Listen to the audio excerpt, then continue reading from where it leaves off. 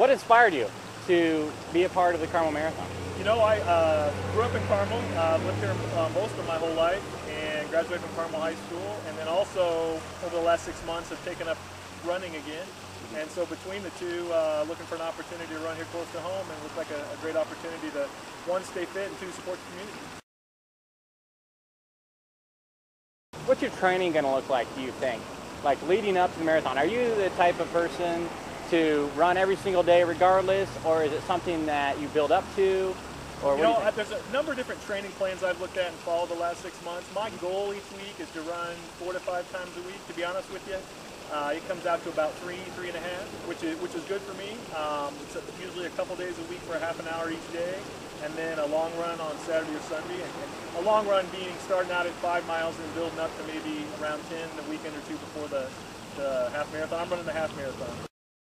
Did you expect an event like this to be in the community ever, or what did you think? You know, great question. I'm actually glad there is one in the community. When I started looking for events to run in the area, or maybe different running clubs and what have you, I was actually a little bit surprised that there was not a run of some type in Carmel. And lo and behold, it was about a couple weeks later that the announcement was made about the Carmel Marathon coming up in June of next year. Carmel is a great place, great venue to have a run like this. People of Carmel have a history of getting behind events like this that are supported in the community, and also sporting events. I, as a graduate of Carmel High School, know the importance of sports and excellent sports in Carmel, or just participation. I myself, it's just about competing and supporting the community.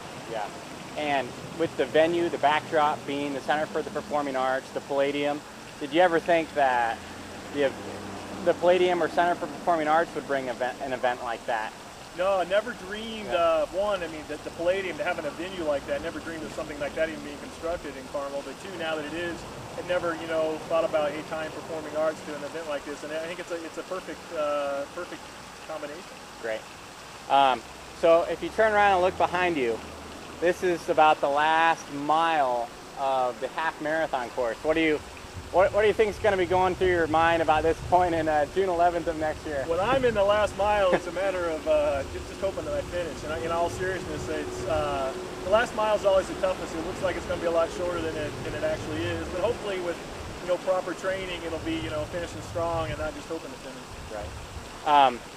Now, since we also are going to be hosting the 8K National Championship for USA Track and Field, what's it going to be like to be a part of an event that has, a national championship behind it as well? Oh, that's outstanding. I mean, the opportunity to just be a casual runner, I guess I classify myself, and to be in the same field with, world-class type runners is outstanding. I think it's one of the beauties of the sport, that you can have a combination of all types, and it doesn't take, everyone being world-class to run an event of this. It just takes some, in honesty, takes some preparation and some training, but as I mentioned, it's a couple times, 3 times a week, depending upon what you're trying to accomplish.